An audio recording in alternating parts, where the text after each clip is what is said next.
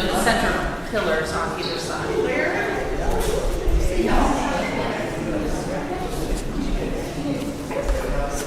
trying to figure out how to turn off like screen blocking and all that jazz.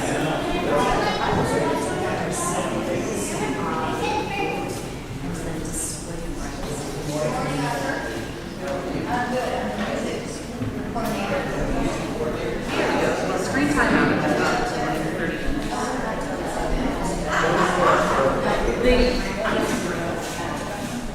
We've got one set here.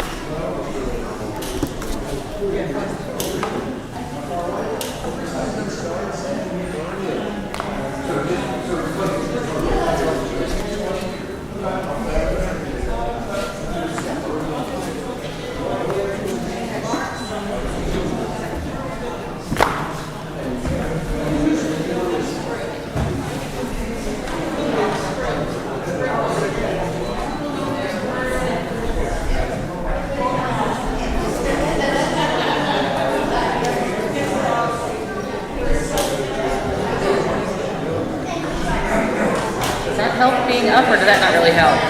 That doesn't really help.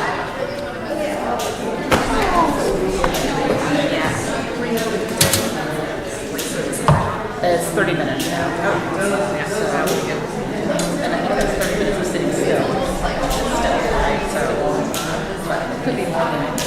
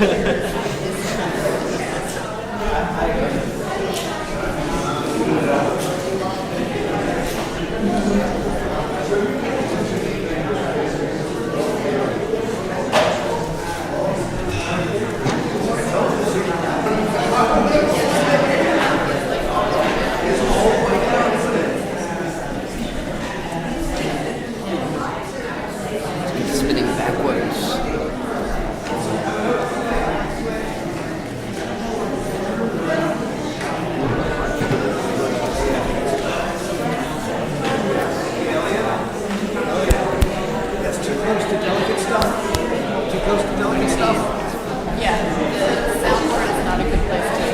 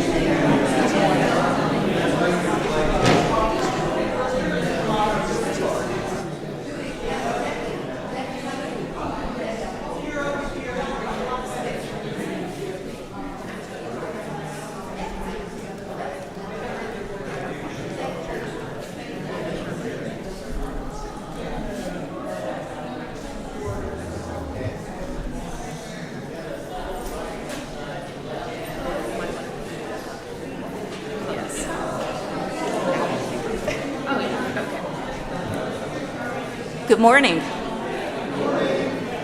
Hi, good morning.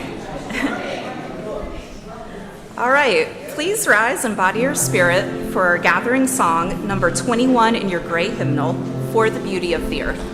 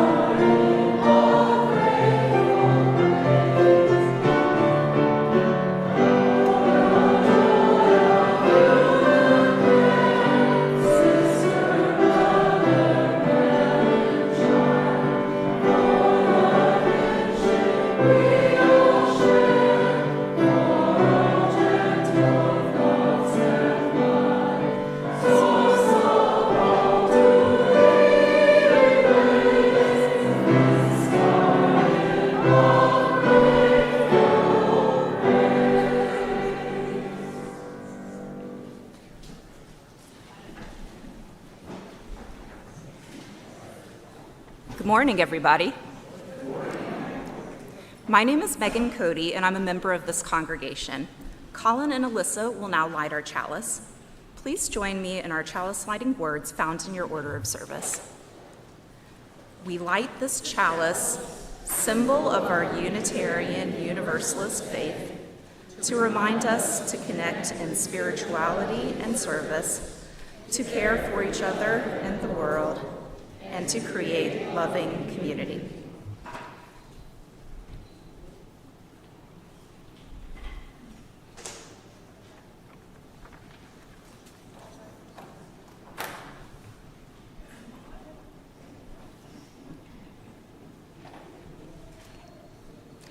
Welcome to worship at the Unitarian Universalist Church of Greensboro.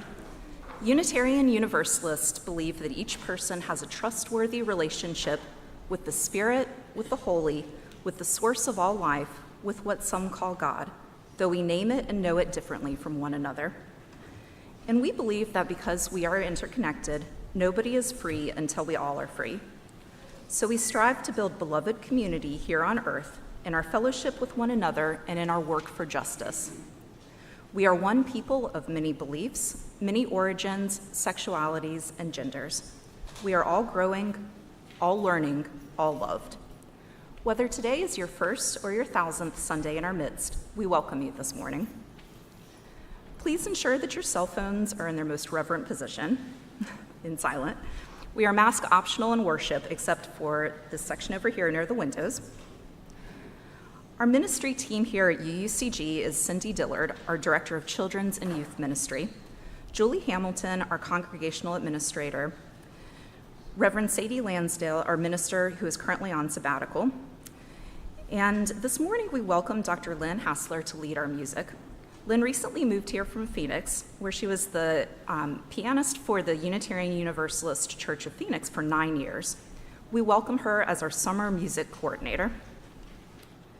Today, welcome. Today, our member Katie Clodd is in the pulpit. She is currently dealing with a strained ankle, a weird toe fungus, and Friday she found out she needs a root canal.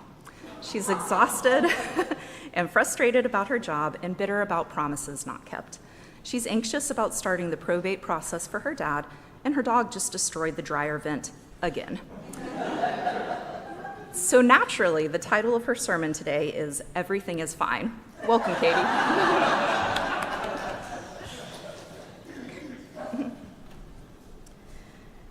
And now a story for all ages. Many years ago, there lived an emperor who loved beautiful new clothes. He spent all his money on fine clothing so he could wear a different outfit every hour of every day. Instead of taking care of his empire, he spent all his time trying on his clothes and parading them up and down the streets for everyone to see. One day, 2 crooks came to the city. They claimed they could weave the finest cloth imaginable in beautiful colors and magnificent patterns. Even better, they explained, the cloth would be invisible to anyone who was stupid or incompetent. It would be wonderful to have clothes made from that cloth, thought the emperor. Then I'd know who was stupid or incapable of advising me. So he gave the 2 crooks a great deal of money and asked them to weave him some cloth. The crooks called for the finest silk and the purest gold yarn, but instead of weaving it into cloth for the emperor, they hid it away for themselves. They pretended to work late into the night, but there was never any fabric on the loom. The emperor sent his oldest, most wise, and worthy advisor to observe the 2 crooks as they worked at their empty loom. Opening his eyes wide, the advisor thought, "Goodness, I can't see a thing." But of course, he did not say so. "Come, take a closer look," the 2 crooks said, pointing to the empty loom. "Aren't the colors beautiful? Isn't the design magnificent?" The poor old advisor opened his eyes wider and wider. Still seeing nothing, he thought, "Gracious, am I stupid? Am I unworthy of my position? I never thought so before. My goodness, no one must know that I can't see the material." "So, what do you think?" "Oh, it's magnificent," said the worthy advisor, peering through his glasses. "The colors, the pattern, I'll report to the emperor that I am quite satisfied with the cloth." The crooks then asked for even more money, and more silk and more thread, all of which they hid away. Late each night, they pretended to weave on their empty loom. The emperor sent other officials to observe their progress. They too were surprised to see nothing, but of course, they told the emperor how beautiful the cloth looked. Finally, the crooks announced, "Behold, the emperor's new clothes are finished."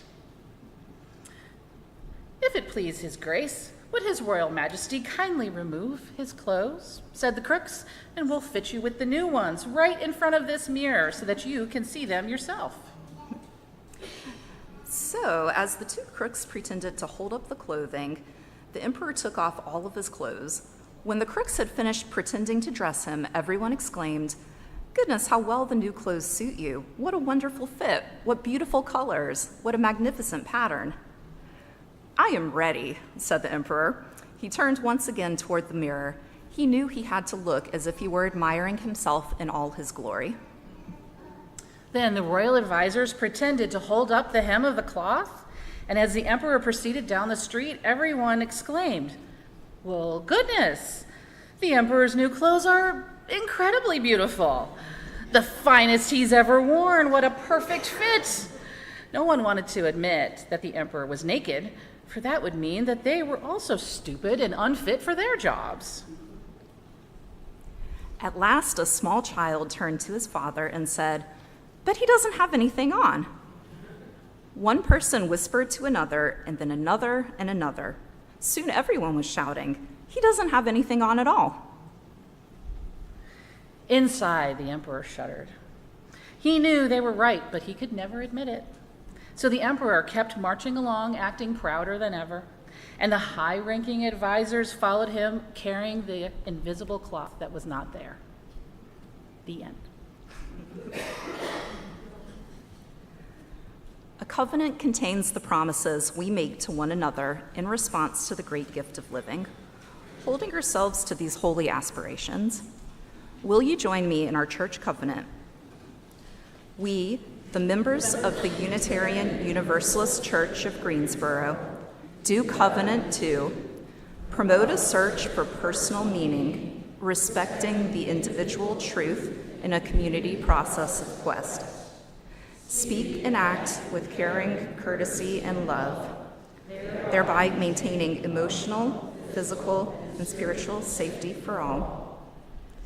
Support UUCG and denominational efforts with our resources. Combat injustice while promoting equality. Nurture our children on their spiritual journey. Hold ourselves to this covenant, especially during times of conflict and disagreement. Please rise in body or in spirit for our opening hymn, "There's a River Flowing in My Soul," number 1007 in the Teal Hymnal.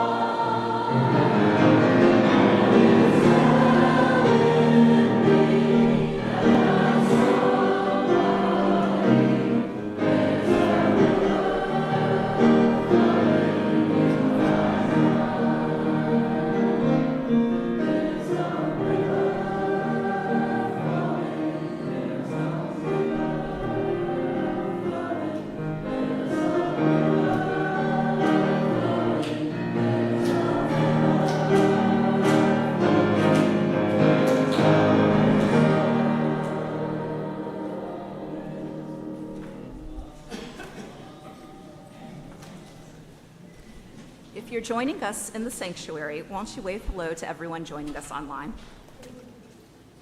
If you're online, go ahead and introduce yourselves in the chat. If you're in person, let's greet our neighbors.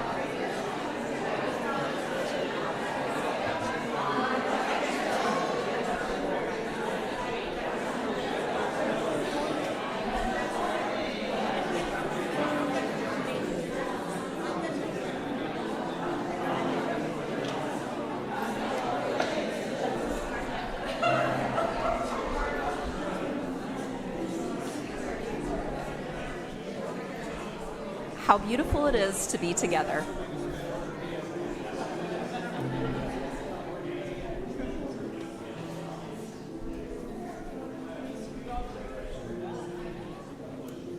Our musical meditation this morning is Filled with Loving Kindness, number 1031 in your teal hymnal.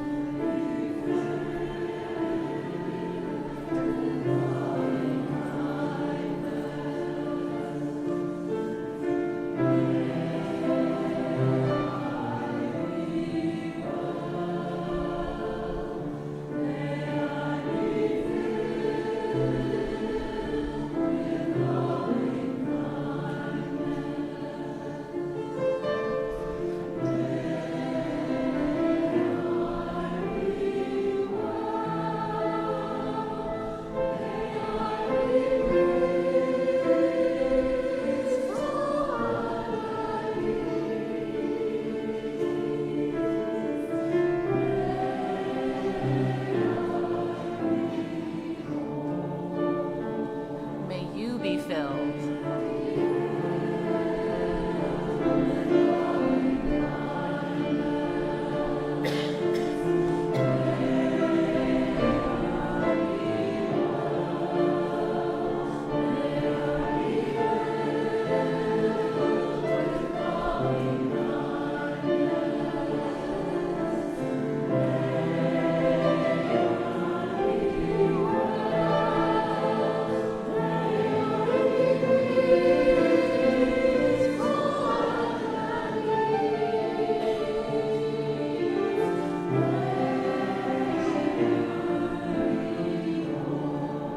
May we be well.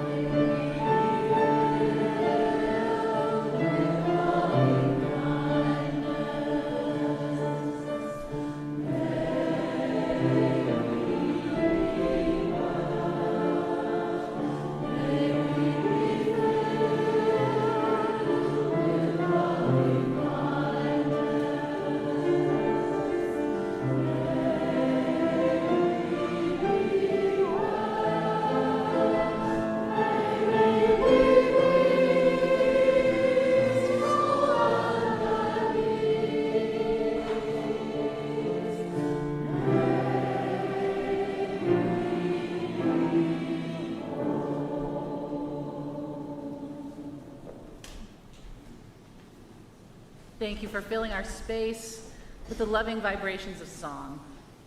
We gather in gratitude this morning, turning our hearts to thanks and praise for the gift of living, in the presence of the Spirit that animates all life, and in the knowledge that we are powerfully and profoundly connected to all that has been and all that will be. And now we turn to silence, letting the vibrations and the noises of the outside world fall away. During these few moments, find a comfortable place in your seat, take a few easy breaths, and just mentally watch the breath go in and out, slower and slower.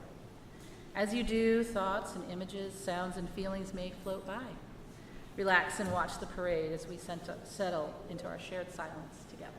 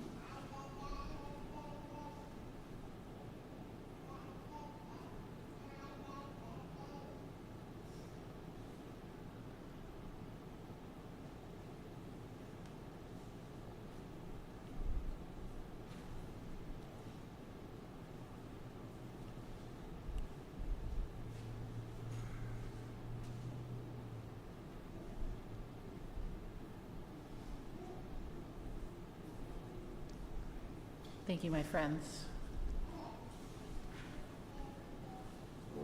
This is the time to take stock in how we arrive here, bringing the echoes of our hearts before the community and before the holy in this sacred space and time. For those of you online, please share your joys and concerns with each other through the chat. Here in the sanctuary, for joys we have flowers, and for sorrows we have stones. For remembering, we have candles. For sharing what's on your heart, we have yellow cards that you can give to the ushers to bring up to me. For kinetic meditation, we have pipe cleaners in the back of the church. Here we practice becoming more fully human. Help us set the table.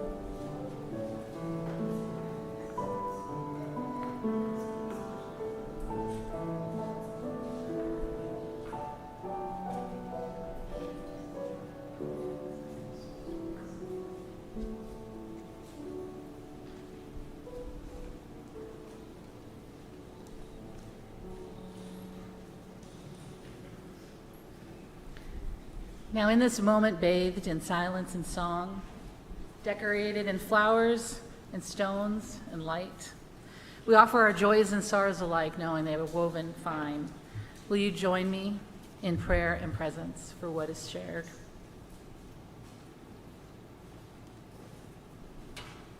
Elliot Kay celebrated his 14th birthday on Friday.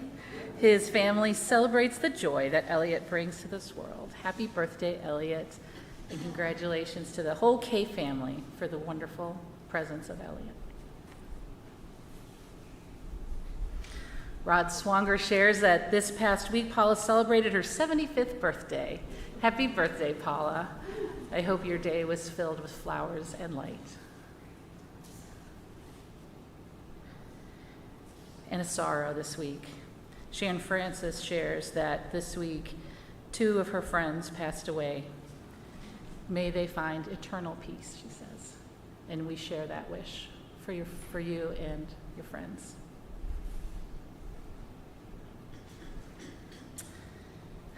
Now, please say aloud or in the chat, those people who are on your hearts, living or dead, near or far, so that we can hold them in love.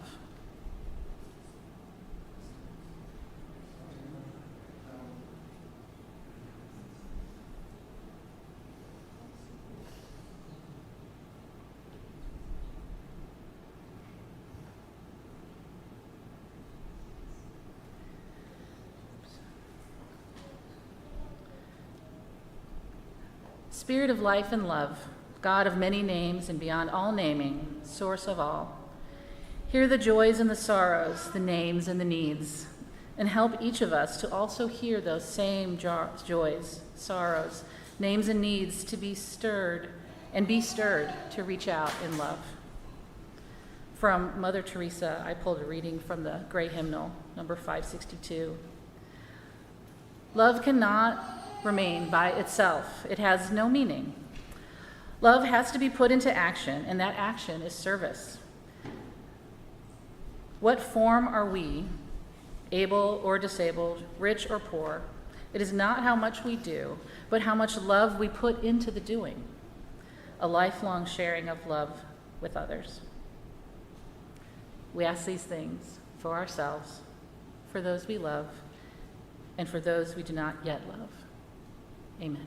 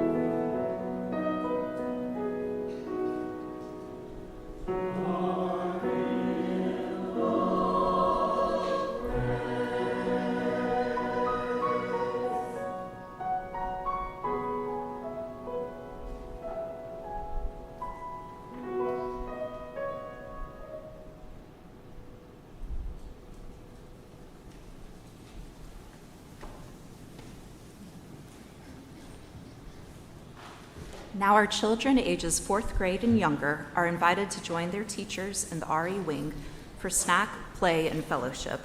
Go in peace, go in love, go in joy.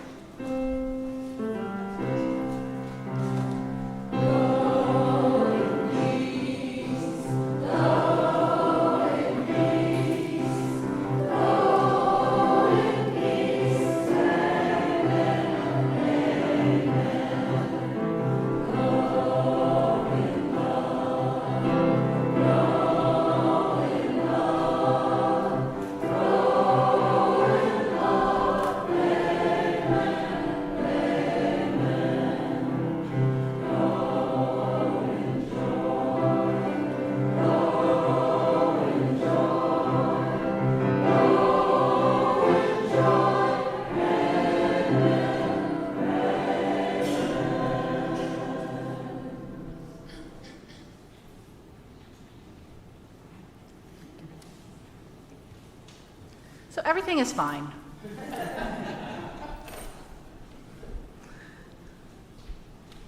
First of all, thank you to all my friends here today. It's a great privilege to be able to stand up here and share what we're thinking. So thank you so much for being here. For those of you who don't know me, the last few years have been full of those milestones that start happening when you get into your 50s. 2 years ago, my mom died. 2 months ago, my dad died. And recently I realized that I have devoted 30 years of my working life to corporate America. As you can imagine, these milestones, along with the rest of the climate crisis, political chaos, pandemic, infested world we live in, has given me a lot to think about. And among all these musings and trying to figure out what it all means, this story of the emperor's new clothes kept popping up. It's infuriating, really. This story gleefully skips down the lane, laughing at the ridiculousness of absolutely everybody. There's no good guys in this story. Everyone's pretty much terrible. But not the mass murdering, kitten drowning kind of terrible, the everyday, mundane kind of terrible. Vanity and self-interest, fear and Faustian deals with the devil, the infallibility of the leader and the entrenchment of the hierarchy, shysters who know just what to say and where to push to exploit. There isn't even a happy ending. The emperor continues pretending his clothes are brilliant. His trusted advisors carry that invisible train, and the child and the townspeople seem to have no effect on any of this. And the crooks get away with the money. So why this story that won't let me go? And it's pretty simple. Why won't anyone tell the truth? This bugs me. Why won't anyone just say it out loud? So during many months of discussions with Reverend Sadie, I maintained that my focus of this story was about my career and the large corporations and the endless examples of all this playing out again and again.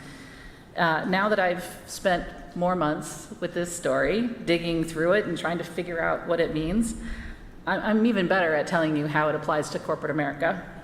However, I've also come to recognize another reason why this story keeps circling my brain. And this is where the title of today's sermon comes from. Everything is fine. Everything is fine was one of my mother's pat answers to anyone who asked. My mom had a great smile, and she could present a great face. Regardless of what was going on, her trademark smile always accompanied, everything is fine. But the reality was everything was not fine. To give you a little backstory, both sides of my Polish family immigrated to Chicago in the early 20th century, and they did a great job of making things a little better for each generation. My parents lived in the same neighborhood and went to the same schools and had the traditional bobby socking, bowling, and smoking in the bathroom experiences that you had in the 50s and the 60s. They married at age 20, and by the time I arrived in 1970, they were living in the suburbs in the newly built neighborhoods where once the cornfields and the cow pastures had been. But by then, something else had also happened. My dad's temper had blossomed. His broody moodiness had grown into a nearly constant simmering anger that could explode at any time. He could be charming and clever and creative and compassionate, but he also could be mean and menacing. What it took me a long time to explain to Sadie was that in my house, punching walls and throwing objects and being backed into corners while being berated for some slight offense was a possibility that we lived with. And this is where the connection to the story, I think, comes in. As an adult trying to process all of this, my main question has been, where the hell was everybody? Clearly, everything was not fine. There were a boatload of family members around. Uncles and aunts and parents and grandparents and cousins and friends, they were all right there. From what my sister and I have been able to piece together, our mom was faced with a wall of, well, it's not my place to say anything. That's just marital issues. It's nothing for us to get involved in. And from my mother's mother, I don't want to talk about that stuff with you. You're married now. You need to keep all that private. Our family and friends may technically be the ones who are the wise advisor, but in reality, most never do. We stay silent and we agree that everything is fine. Now, my sister and I know that Mom tried to leave him only a few years after my sister was born. But it's 1970, and in the 70s, how scary it was to be an unemployed mother. He promised he would not be there to support her or us, and we know that those around Mom did not see it as their place to interfere. So she picked up the invisible train and she carried on. Like I said, this also happens in the corporate world. Bosses need external validation of the quarterly earnings to show how smart and capable they are. Consultants, the crooks, charge outrageous fees, making promises to guarantee great quarterly earnings with their pretty presentations full of easy and foolproof solutions. But they conveniently slide out the side door before any of those ideas are executed, their pockets full. In the corporate world, there are also the wise advisors, layers of middlemen, each desperate to stay in the favor of the boss, each trying to reframe mistakes, losses, and bad decisions as just another step towards glory. Lots of them not telling the truth. I inherited many things from my mom, including her smile, and her ability to dish out a convincing, everything is fine. What she learned is that no one wanted to hear her story. No one would be stepping in to help. She wasn't supposed to say, and the advisors and the townspeople were not supposed to know it. What I didn't realize is that I learned that too. So here I am with this story, this infuriating story. There's no moral, there's no slogan, there's no tagline, but I really want something from it. So here's what I've decided. There's a person missing from this story. The person who tells their own truth. Not to some emperor or to some CEO, but to each other. Where in the story is that advisor who looks to his other advisor buddy and says, hey, I can't see the cloth, and I'm afraid of what's going to happen? I mean, it's great that the kid speaks up at the end, but really it's too late. The damage is done. How different could the ending have been if the advisors could admit the truth, at least to each other? Could that have given them the courage to say something to the emperor? Could that at least have made them get him to put some underwear on? I mean, emperor, the way this magic cloth thing works, there's bound to be somebody who can't see it. Could Mom have had the courage to keep searching for somebody to listen? Could friends and family have compared notes about what their concerns were? Could she have had more support for a temporary change or a permanent change? So here's where I'm at. When things are not fine, I'm going to try to say so. When I'm not fine, I'll try to say, actually, I'm not fine today. When an idea is dumb or not thought out, or it's going to end up with a lot of naked butts on display, I'm going to say my piece. And when it looks like someone could use a little help, even if it's not my place, I am trying to remember that once we needed someone to do the hard thing and speak. I think I was going to get this emotional about it. I'm trying to worry less about the consequences of saying something and a little more about the consequences of not saying something.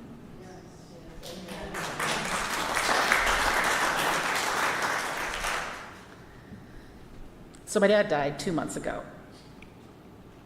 So I'm also trying to think a little bit more about the situation that the emperor was in. Forever, the emperor has been expected to be right. They never make mistakes, and we all know that they never want bad news. For my dad, he was in the position of man. Man never asks for help, they never express their feelings, and they never admit they're wrong. It must be lonely to be the emperor, and it must be lonely to be the typical American man. I wonder how much they secretly wished someone would step up and say something. How much they wished they could break out of the expectations of their role. 100 years after my family immigrated, now in the 21st century, I see signs of change. At work, our new female CEO just said this: be bold, speak up. If you have a problem and you don't tell anyone, well, it's your problem. If you have a problem and you tell someone, now it's our problem. And there's no problem that we can't solve together.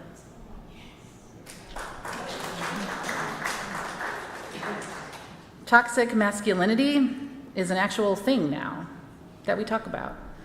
Acknowledging mental illness and marital problems and support for spouses who feel stuck and are becoming mainstream. So there's progress. So after wrestling with this story and all the other crap that's happened, I think I finally have compassion now for everybody, except for maybe the crooks. The emperor and the advisors have been stuck in their roles for a long time. The townspeople have just been towed along in their wake. In my family and in my career, I have been the townspeople, but now I'm moving up to advisor, and I want to make sure that I do it differently. We can't leave it to the kids to speak. Those of us right there in the room, right there seeing the situation, need to be the ones to speak up. Ask the uncomfortable questions, step forward even when it isn't our place. Tell our own truths. Maybe the emperors will like it more than we think they will. Maybe this will encourage others to do the same. Maybe the story will end differently, and people won't just be standing around pointing at the obvious or the ridiculous or the heart-wrenching ending. So, my ankle hurts. My feelings hurt. I'm juggling a boatload of stuff, and I'm tired. Parts of me are certainly fine, but parts of me aren't, and now you know. If you're not fine, that's okay. May you also feel empowered to speak your truth when everything is not fine. Blessed be. Thank you.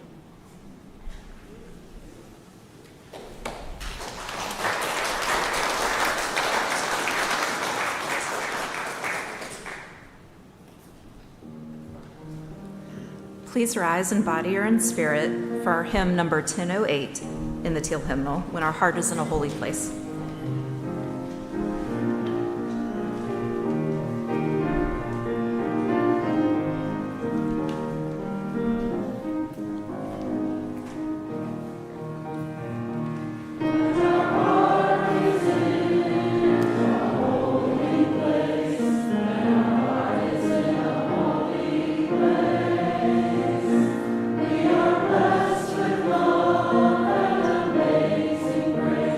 When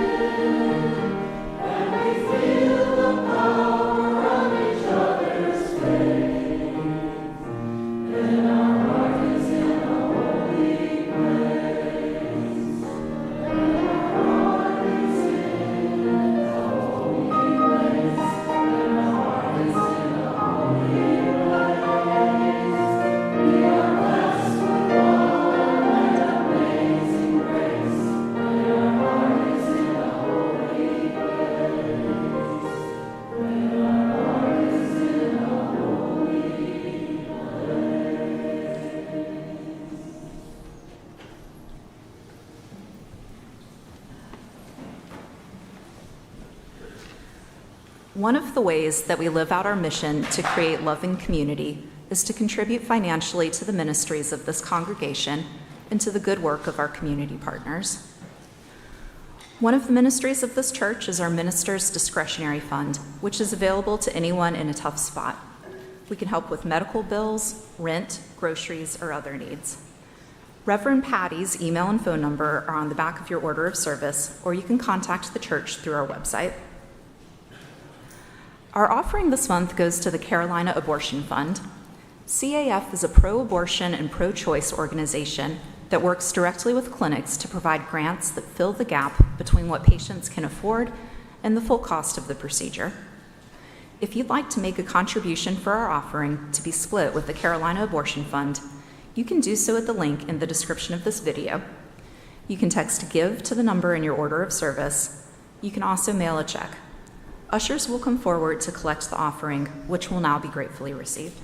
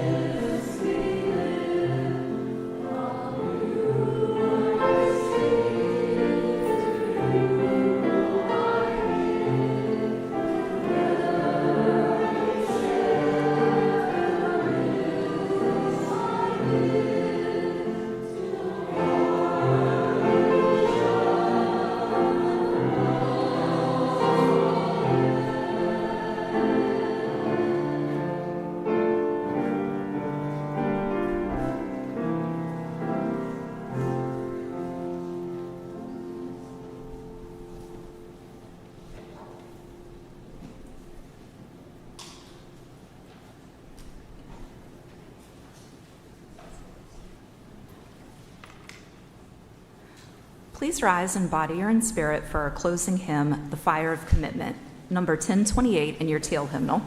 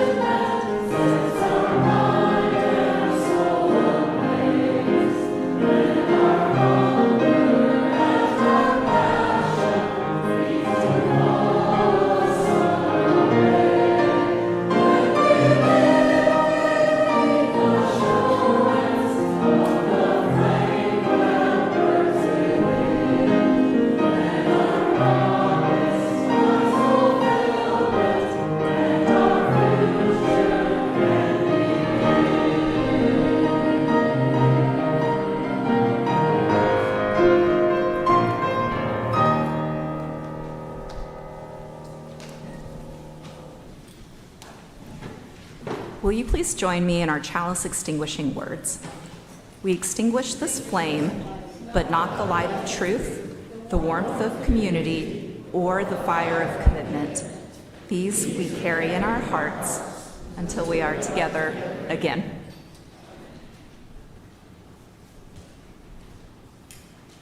Announcements. If you're online and you'd like to get more connected, you can click the link in the description of this YouTube video and let us know how we can connect to you. If you're in person, you can fill out a pink form at the visitors table, visit our website for our contact form, or simply stick around after worship. After the service today, you're welcome to join me here in the sanctuary to talk about how the story of the Emperor's New Clothes inspires or challenges you. So grab your coffee and come on back.